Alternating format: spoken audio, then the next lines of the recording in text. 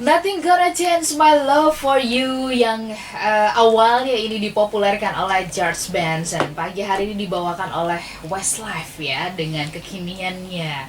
Siapa di antara Anda yang suka dengan lagu ini? Coba yang di Instagram, siapa yang suka? Boleh kasih jempol ya. Kasih jempol ya.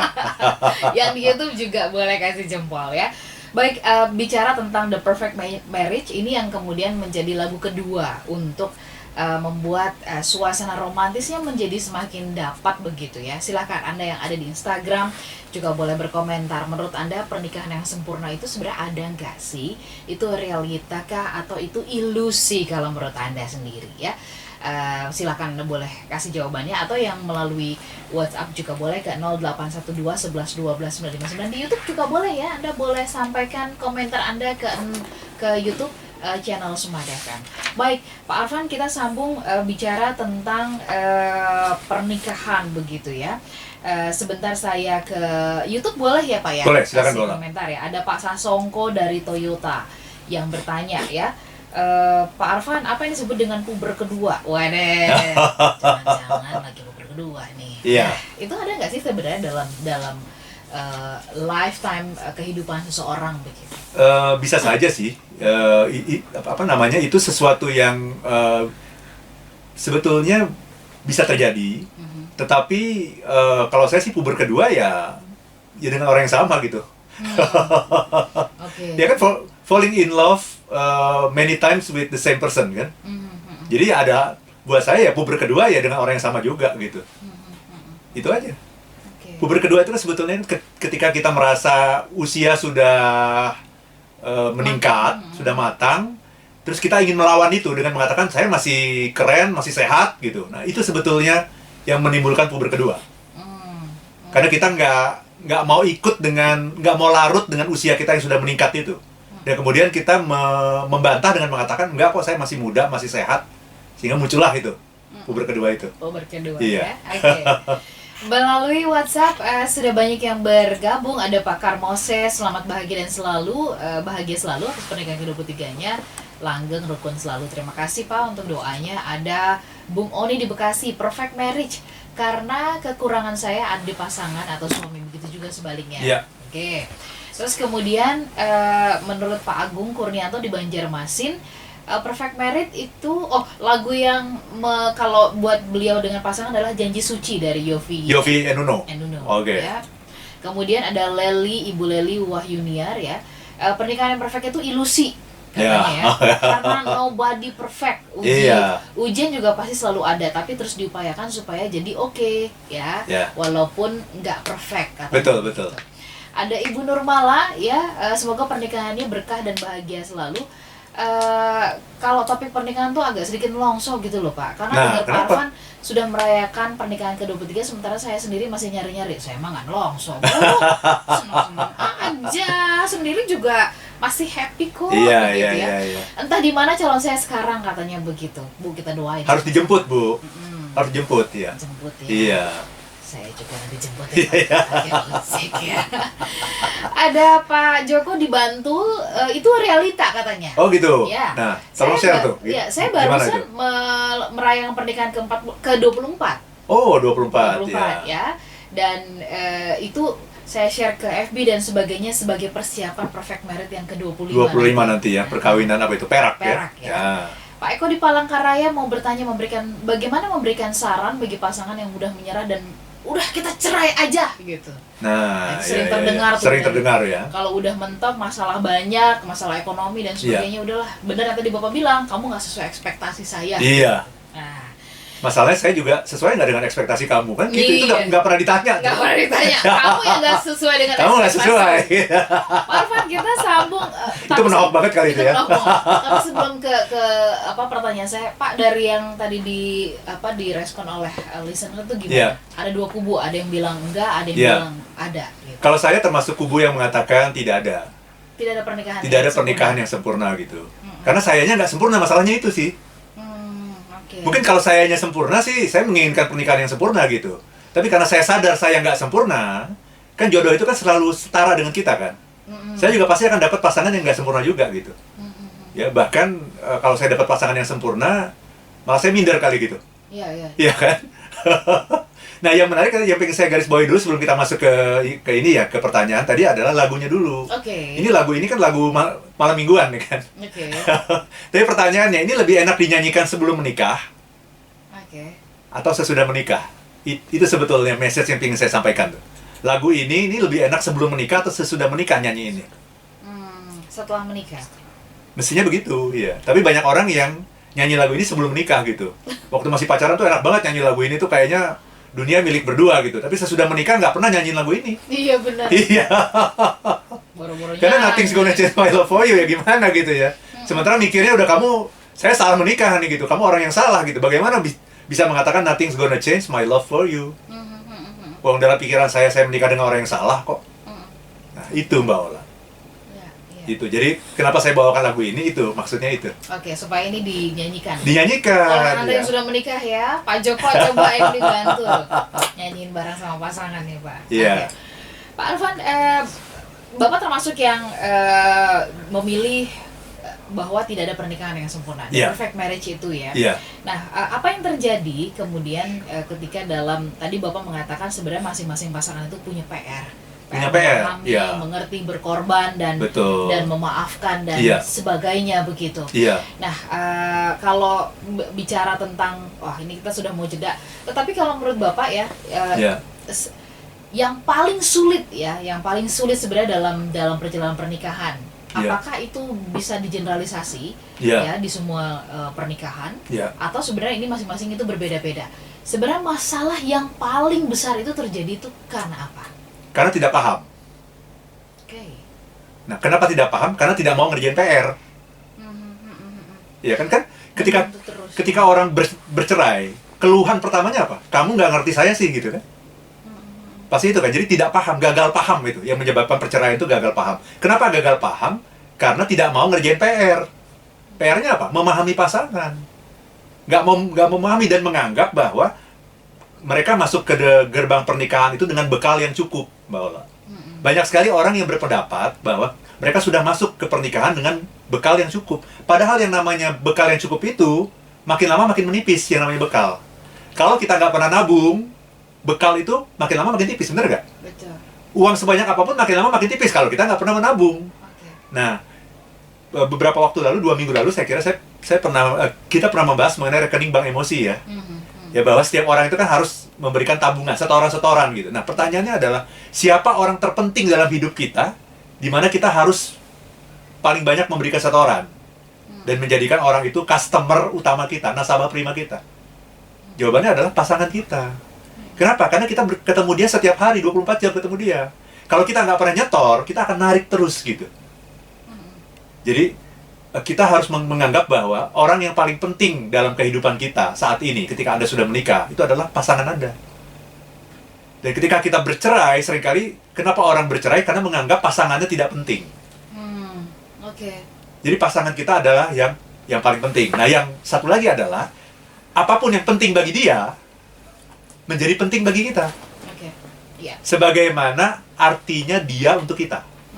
Gitu, Mbak Ola. Jadi bagi saya misalnya ya, belanja itu buat saya nggak penting gitu. Okay. Tapi karena bagi istri saya itu penting dan dia bagi saya itu penting, maka belanja itu jadi penting juga bagi saya gitu. Oke. Jadi apapun yang penting bagi pasangan kita menjadi penting bagi kita, sebagaimana arti pasangan itu bagi kita. Itu Mbak. Dalam ya, smart listener ya, ternyata bicara tentang memahami pasangan kita masing-masing ya.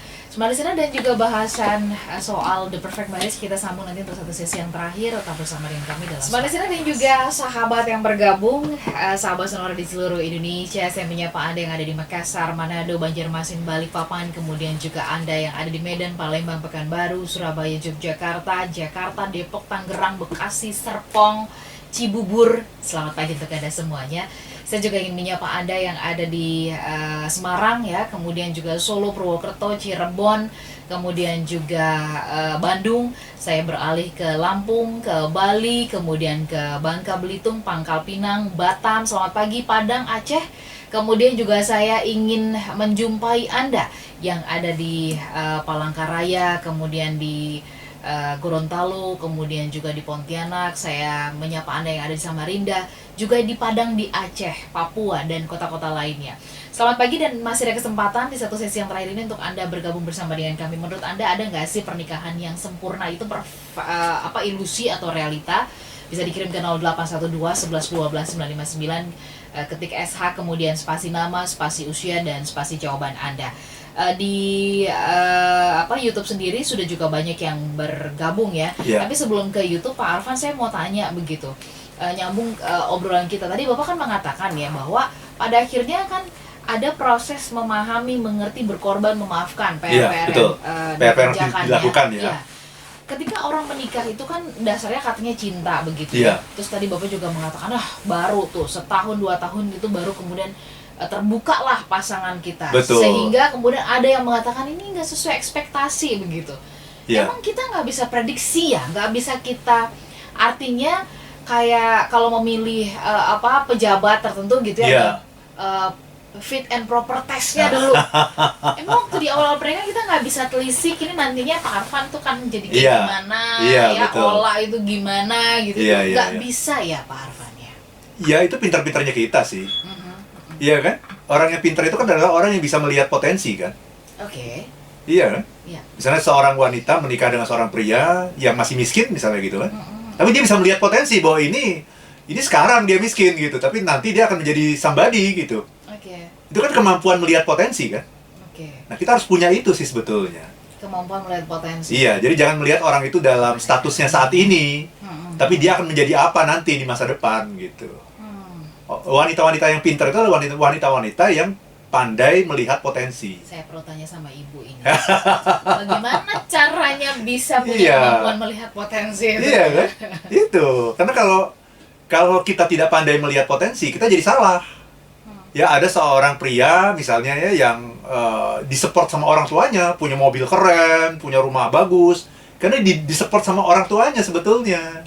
Dan itu yang membuat dia malas, tidak mau bekerja dan gampang mengeluh. Nah kemudian karena si wanita ini tidak pandai melihat potensi, dia pilih pria yang seperti itu. Ya dia akhirnya menolak cinta seorang pria yang mungkin lebih miskin karena harus mencari uang sendiri, berjuang sendiri gitu ya. Dan tidak dapat harta warisan dari orang tuanya, kan seperti itu. Akhirnya kan jadi salah pilih gitu.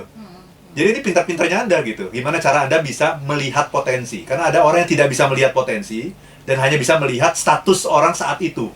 Itu yang seringkali menjebak Paula. Baik.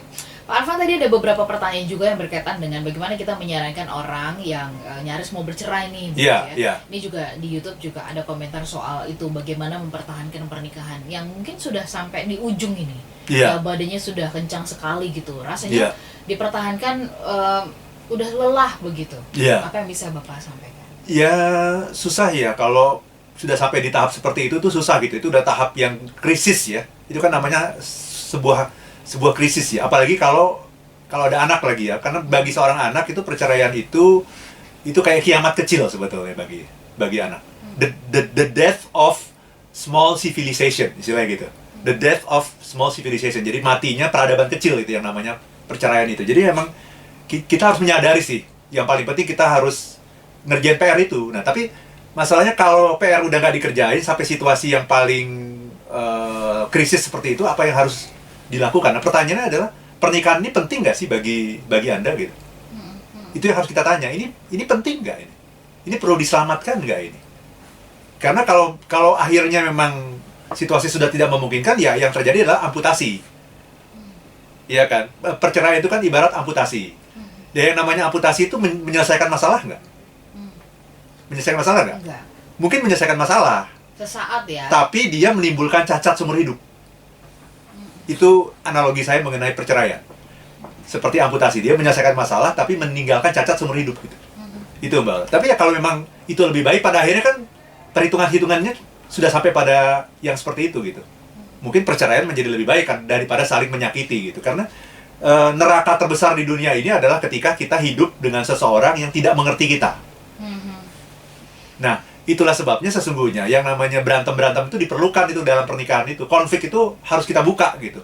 Karena dengan dibukanya konflik, kita jadi paham. Semakin kita tidak membuka konflik, semuanya dianggap udah deh nggak usah dibicarain gitu ya. itu kan Daripada berantem daripada ya. berantem. Nah, itu kan seringkali gitu kita, daripada berantemnya itu akhirnya akan membuat kita semakin tidak mengerti pasangan. Dan semakin kita tidak mengerti pasangan, kita akan hidup dengan orang yang tidak mengerti kita.